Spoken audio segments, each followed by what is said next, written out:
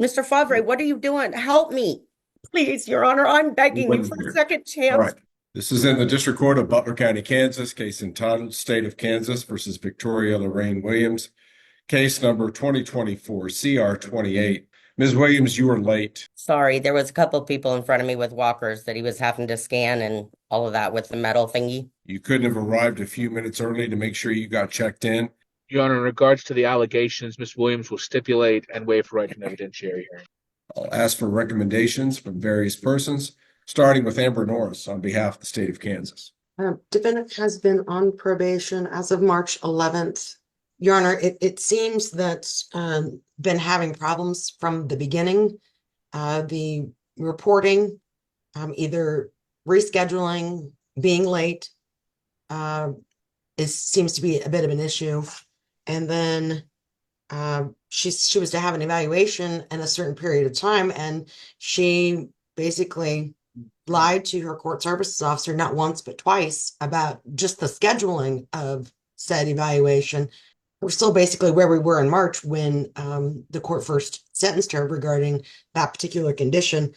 And it also appears that she's not going to be cooperative when it comes to UAs. She had multiple excuses why it was that she could not provide a UA at the time that he made the request. Not sure how successful she's going to be able to be on probation. I think probably her biggest issue is it doesn't seem like she can be honest with Mr. Smith or whoever is supervising her and follow their instruction. Very well, Ms. Norris. Has there been any change in this defendant's performance on probation after you filed this warrant to show cause, which I don't have anything at all. I haven't spoken to her since that date, showing that she's scheduled an evaluation, completed an evaluation, made a payment on her case. I don't know if she's clean or sober. So, Your Honor, based on our last conversation and no proof of anything, my position has not changed. Very well, Mr. Smith. Mr. Favre, your recommendations to the court? Judge, we are asking the court consider giving Ms. Williams a sanction here. Ms. Williams has obviously had a rough start to her probation. There's no doubt of that. It's been outlined very well by Mr. Smith. We asked the court to consider giving her a little bit more time to get this right. It is her first time up on probation violation here. At this time, the court will address the defendant, Victoria Lorraine Williams, and I'll ask her personally, does she have any statements that she wishes to make in mitigation of punishment here, or anything further that she would like to present to the court? I did get a rough start, a lot going on, and there's no excuse in the world I can make for screwing up. I mean, I did it. I'll be the first to admit it. But it's like I asked Ryan, please allow me another opportunity to prove myself that I can do this. I don't have a choice. I have too much riding and too many people depending on me right now to be screwing up and doing this stupid shit. Pardon my French, Your Honor. Who is depending on you? Both my daughters. I reside with Curtis Westbrook. He's got congestive heart failure and he's got amyloidosis, which is a death sentence for him. Got a lot going on, and the life expectancy of somebody with amyloidosis is 4 months to 7 years. I can't turn my back on him, and I don't want to leave him high and dry. Very well, Ms. Williams. Really, what the sentencing order was 6 months in the county jail. I know. You are given the opportunity for an alternative to actually serving that 6 months in the county jail by completing probation and its requirements. You were so inspired to be given that opportunity that you basically didn't do anything. The court wanted to take a rehabilitative approach in your case. In other words, make sure that if you had any substance abuse issues, that those got addressed early on in your probation period. Therefore, this court specifically ordered that you had to have your drug and alcohol evaluation completed within 60 days. You didn't take that seriously at all. You haven't started with any type of therapy or counseling or educational program because you don't even have your assessment done yet. And yet we're past 4 months from your sentencing date and you still haven't done it. But today you come in and say, well, I've at least scheduled it now. Well, it's a little bit too late, Ms. Williams. Either you choose to do the probation or you choose to do the jail time. It's not the court's decision here. Not really. It was yours. You had full control over whether you stayed in the community or not. You just said, I'm just going to blow this off and I'll get away with it. I think you were confident that you could just not do anything that you were specifically ordered by this court to do, and yet nothing was going to happen to you. No, that's not true, Wrong, Your Honor. wrong, wrong, wrong. So what did you do, Victoria? If you want me to give you another chance, just tell me what you did within the first 4 months of your probation that should give this court any reason to believe that you could successfully complete. Nothing. I did report. I'm not going to lie to you. I've been under so much stress and so much hanging over me, and I kind of gave up for a minute. It's like you said, maybe it is too little, too late. All I can say is at least I'm trying now. At least I'm putting one foot forward to get it done and get it done correctly.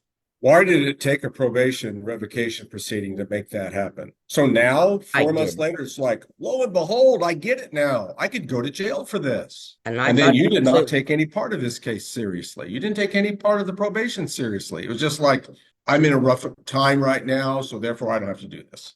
I can do this. I really can. Saying it is one thing, doing it is another. And that's exactly right. That couldn't be any more truer. But that's why I'm asking for a second chance. This is my first revocation, so I'm asking for another chance, please. I don't know how many chances you think you get. There is no magic number of times you get to come back and get a minor sanction or a little slap on the wrist and get another chance. This court would have to have some reason to believe that you could be 100% successful on your probation program, and the court has no such confidence. Therefore, the court will enter an order at this time, having found substantial and material violations of just about every important aspect of her probation. Court will enter an order outright revoking the probation of Victoria Lorraine Williams at this time, ordering her into custody to serve any remaining balance of the original 6-month sentence that was imposed in this case. At this time, orders Ms. Williams to the custody of the Butler County Sheriff's Office until she can be taken to the jail to serve the remaining balance of her sentence. Ms. Williams, you wanted to address the court one more time? Yes, please. For Curtis's health and well-being, is there any way I could please request house arrest? I will do whatever. I swear to you, I can't leave him. I'm begging you. I will do whatever I have to do. I will do whatever. Please don't make me have to leave him. Because I think under that request situation, house arrest. you should be allowed to make a call and let someone know what your situation is, which is essentially long-term incarceration. Please, Okay. Mr. Ricke, please consider house arrest, please. I've considered it. I Here with reject the me. notion that He's your here with request is me. rejected. Your request is rejected. No, Mr. Favre, what are you doing? Help me. Mr. Ricke, please. Normally, I'm addressed as judge or your honor. I'm sorry, Your Honor. I'm sorry. I don't know what to say. I'm just freaking out. Please consider house arrest. Please. Judge, I'm begging you. Judge, All right. I will. Victoria, I just wish that Please. you would have taken this case as seriously before as you apparently do now. Please, Your Honor, I'm begging you for Here. a second All chance. right. But when you have those kind of stakes involving other people in your life, I would think that you would take your probation even more seriously than someone who doesn't have those responsibilities. Please. Victoria only today takes her probation seriously. No, Your Honor, I swear to you. Please. Please, I Your understand Honor. Mr. Favre's request Please. and your advocacy on your client's behalf, but Please. the court Please. is not going to change its previous order. No, please, Ricke, please. Please don't make me do it. Please, All you'll die. Nothing you say is going to change my order at this time. He's here. Please. Can you talk to him? I'm ordering Victoria into custody, and she has left the meeting, it would appear. The Williams matter will be in recess at this time, and the meeting may be ended for all. State of Kansas versus Victoria Lorraine Williams. It's case number 2024 CR 28. Victoria Williams appears from the Butler County Judicial Center Zoom location. Amber Norris on behalf of the state. This matter came before the court in July of 2024.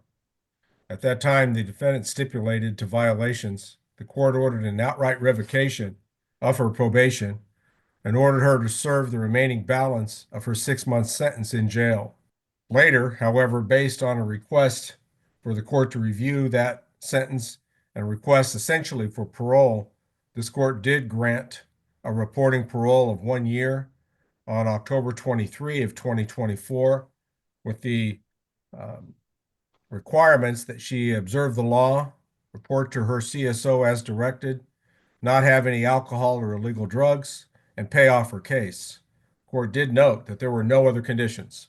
A warrant to show cause, which has been filed by Ryan Smith, the supervising parole officer in this case, that she failed to report as directed, failed to pay as directed, and failed to refrain from illegal drug use.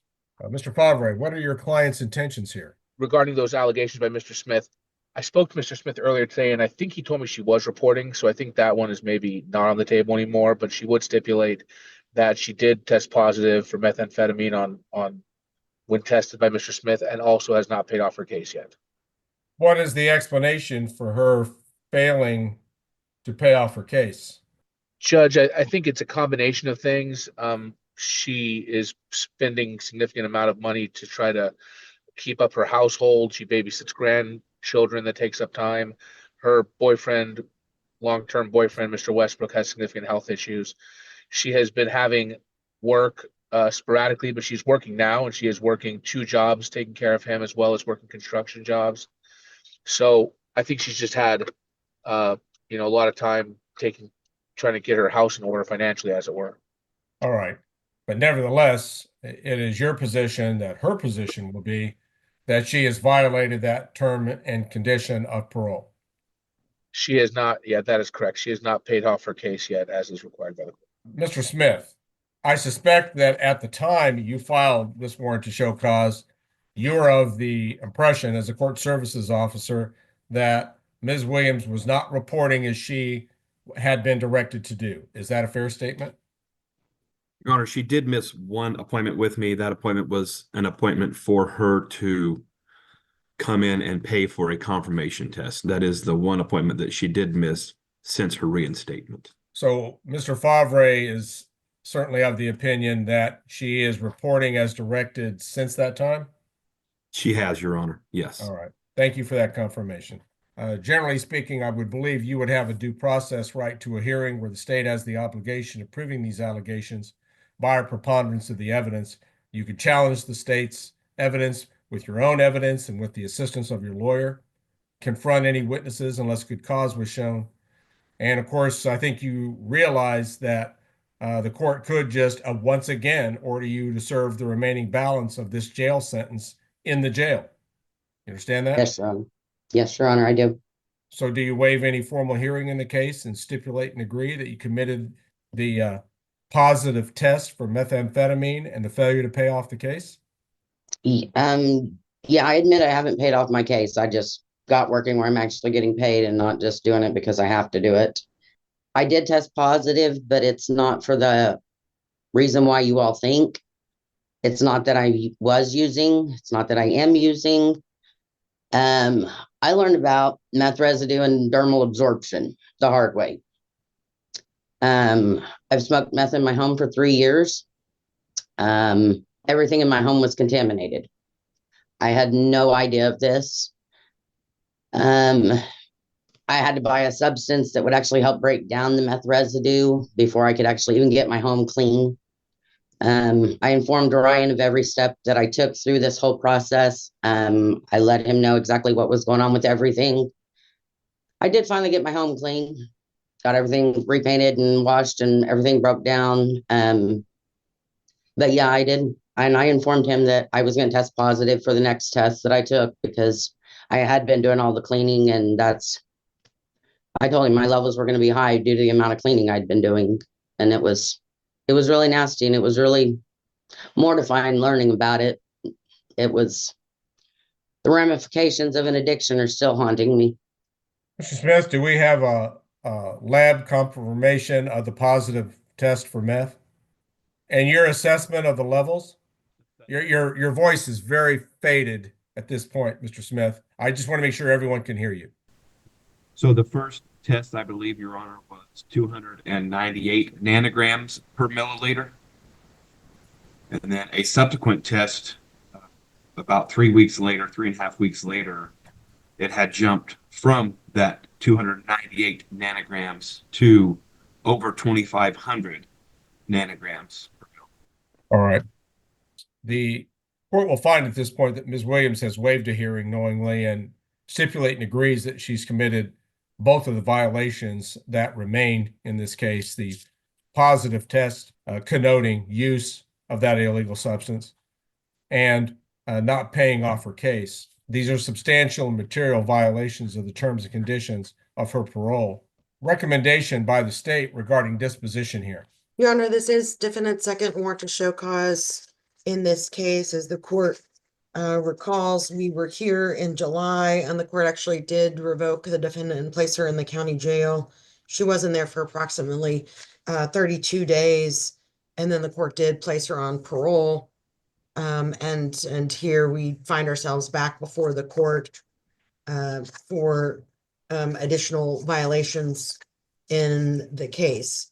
At this point, Your Honor, the defendant has 33 days of jail time credit, and we would be suggesting to the court that the defendant's probation be revoked outright and that she serve 4 months in the county jail with credit for time served, which would be basically 2 months off of the 6 months that she had originally been sentenced. And then the court closed the case and the money to go, money's still doing it and go to collections. She's obviously not doing very well on probation / parole. I understand your position, Ms. Norris. Mr. Smith, would you have an independent recommendation to make to the court today? No, Your Honor, I would not. Thank you. I agree that her attitude has improved since being placed on back on the parole, but obviously the tests show that she still has methamphetamine in her system. Mr. Favre, your recommendations regarding an appropriate disposition here. Judge, this is her first time on parole revocation. Ms. Norris correctly states that she was previously revoked once for probation, as the court also noted. She has had a really hard road, but I think she has shown some promise. She had another case that was pending that she has taken responsibility for, has entered a felony plea, and that is going to be set for sentencing. It is set for sentencing in the next, I think, month and a half. Miss Williams is working, as she noted. She's also taking care of a boyfriend that has very significant health issues and is currently receiving medications through a PIC line. She's got a lot of things going on in her life that would be disruptive not only to her but to other people. She is essentially being violated for her substance abuse struggles. And I'm not qualified enough to make a claim on this dermal absorption claim of hers. I know that it's possible to have skin contact absorption. I know that much. I don't know if it's enough to justify the levels jumping, and I understand the presumption of Mr. Smith and the state. That level jump is not going to be because of dermal absorption, but because she relapsed. But I feel like she's been pretty honest about her usage lately, and she has been reporting regularly to Mr. Smith.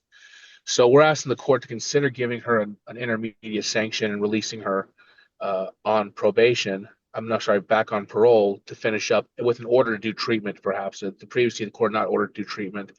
We'd ask the court to consider that. She obviously needs it.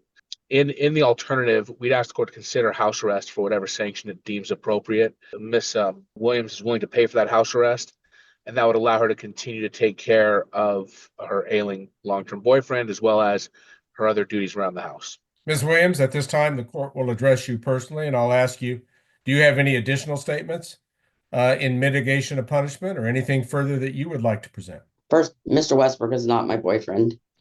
He's my best friend, but I just want to make that clear. He is not my boyfriend. He does have a lot of medical problems right now. He currently has a chest tube in him. He is just recovering from being in the hospital for the last 2 months with septic arthritis. I do have to administer PIC line antibiotics 3 times a day to him. I do everything for him. He can't hardly walk or nothing no more. I would ask the courts to please consider house arrest in this case. I have no problem going and taking a drug and alcohol evaluation and following recommendations with it. I have been staying clean. I regret that it was in my home. I'm working now, finally. I did get a job with vaping. I do a lot of their foreclosures and cleanouts and removals for them. So I am finally making money.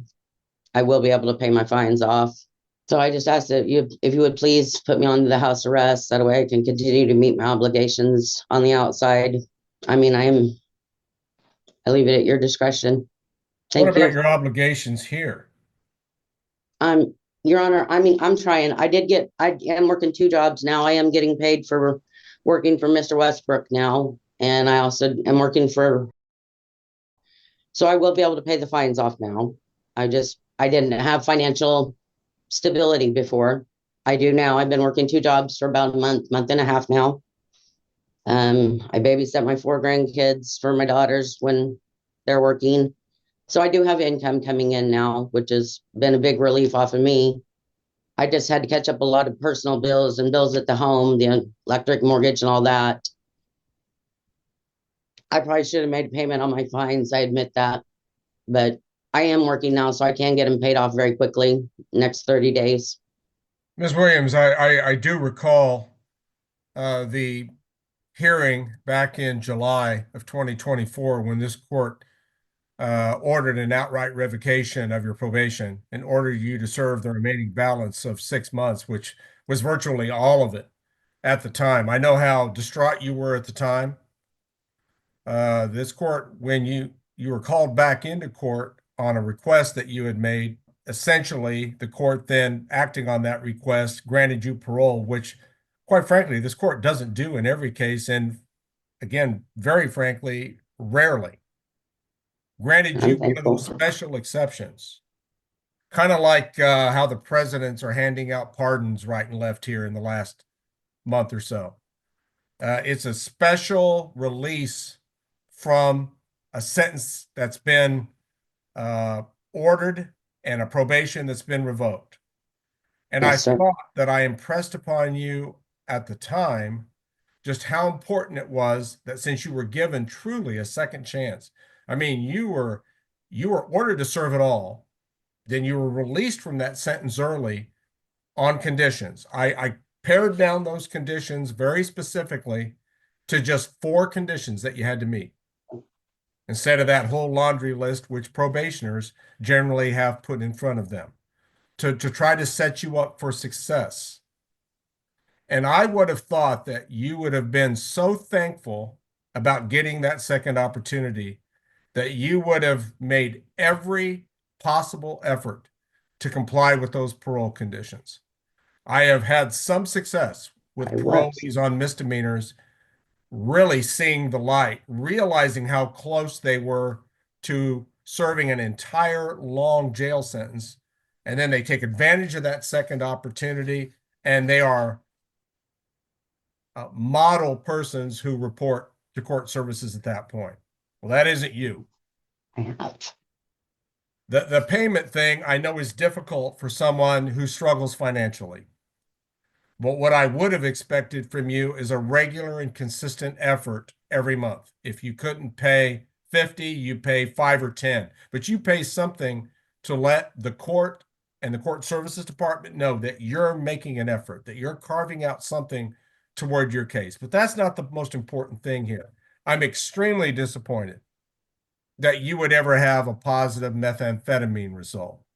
And quite frankly, Victoria, I don't buy this whole skin absorption thing. You used methamphetamine. It's a dangerous street drug that you have no business being around. And here you are with responsibilities toward children and apparently a man who relies upon you for some sort of medical and care assistance while you're using meth or you're around meth. And that those two are inconsistent in the court's view. You have not been successful on parole. But with that said, this court had entered an order earlier today in a case that has some similarity to this one. And even the state, and I think it's a very magnanimous thing that Ms. Norris recommended here to actually recommend a modified shortened sentence, which she certainly doesn't have to do. But she did here, and the court's going to grant that relief. But it's going to be in the same way that I did that for the earlier defendant in the case. Ms. Norris, it's my understanding she has 33 days of prior jail time credit. Is That's that correct, Your Honor. I'm going to reduce the sentence in this case to 93 days and order Ms. Williams into immediate custody of the Butler County Sheriff's Office to serve the remaining balance of that 93-day sentence. She apparently has 33 days, 60 more days will be served by this defendant without release privileges as a sanction for noncompliance on the structured parole that this court had earlier ordered in this case. At that point, her sentence is flattened. If it hasn't been sent to collections, the court will declare any unpaid amounts to be immediately due, payable, and collectible. Ms. Williams, you're going to need to take care of those. They're not going to go away. And Yes, with Your the Honor. collection agency, you're going to owe even more. But that's the complication you caused yourself. Ms. Norris, do you need any further clarification regarding the court's order made here today? I don't believe so, Your Honor. Thank you. Mr. Favre, anything further? No, Your Honor. Thank you. All right, then I'm ordering Ms. Williams into immediate custody of the sheriff's representatives until she can be transferred to the jail to serve 60 more consecutive days in incarceration. And then her case will be flattened and closed. If there's nothing further, then the Victoria Lorraine Williams matter will be in recess.